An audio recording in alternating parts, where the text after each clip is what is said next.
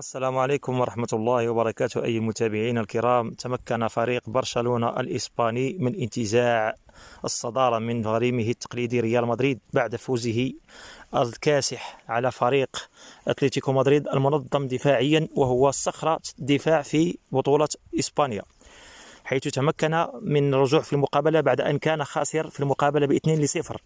حين حدود الدقيقة 70 تمكن من العودة بقوة والفوز وانتزاع 3 نقاط على الجدارة واستحقاق في عقر دار أتلتيكو مدريد، حيث خرج مدرب أتلتيكو مدريد في تصريح مثير قال إن فريق برشلونة فريق قوي وأهنئه بهذه المقابلة، إنه يلعب كرة نظيفة وفريق متميز.